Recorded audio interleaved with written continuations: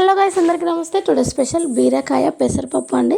ఈ కాంబినేషన్లో curry చేసుకున్నానంటే weekly one time అయినా ఖచ్చితంగా ట్రై చేయాల్సిందే. అంత టేస్టీగా ఉంటుంది, అంత అదర్స్గా ఉంటుంది. హెల్త్కి హెల్తీ, టేస్ట్కి టేస్టీ అండి. ఎందులోని తగ్గేదే లేదు, అంత బాగుంటుంది. ఒక్కసారి ఈ విధంగా ట్రై చేసుకోండి, అస్సలు వదలకుండా తినేసారండి. అంత బాగుంటుంది.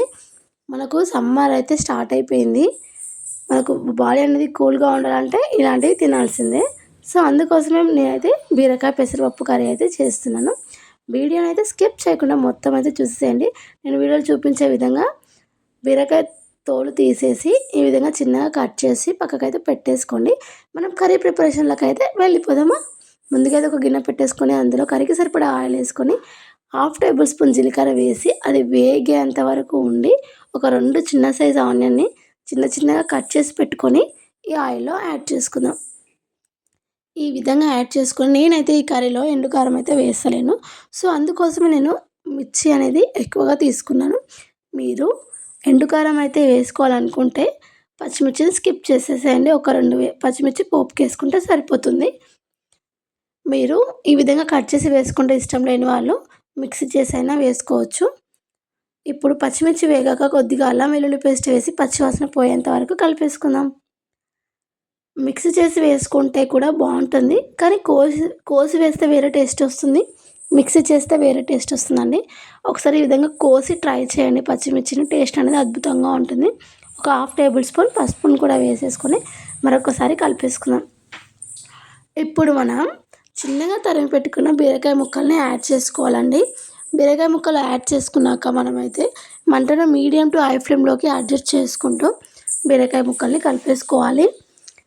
మనం బీరకాయ ముక్కలు ఫ్రై చేసుకునేటప్పుడే ఇప్పుడు మీకు పప్పు అనేది చెక్కలుగా కావాలనుకుంటే డైరెక్ట్గా యాడ్ చేసుకోండి. నాకు చెక్కలు కావాలి కాబట్టి ఫస్ట్ వాష్ చేసుకొని కొద్దిగా డ్రై అయ్యాక నేనైతే కర్రీ ప్రిపేర్ చేసుకుంటున్నాను. మీకు టైం లేకుండా డైరెక్ట్గా నానబెట్టి యాడ్ చేసుకోండి.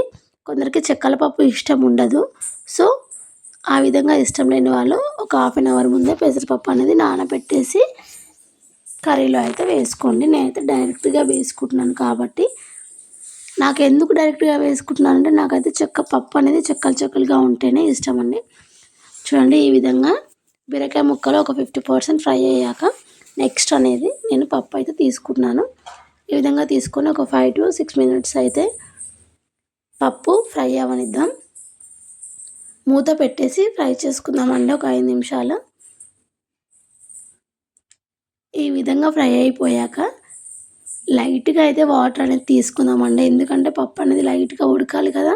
సో అందుకోసమే నేను చిన్న టీ గ్లాస్ అయితే వాటర్ అనేది తీసుకున్నాను. ఈ విధంగా వాటర్ తీసుకొని మరొక్కసారి కలిపేసుకొని మంటను సిమ్లో పెట్టేసుకోవాలండి. వాటర్ అన్నీ ఎగిరిపోయేంత వరకు గ్రేవీనెస్ కోసం అంతే. ఒక 10 minutes అయితే మనం కుక్ అవనిద్దాం.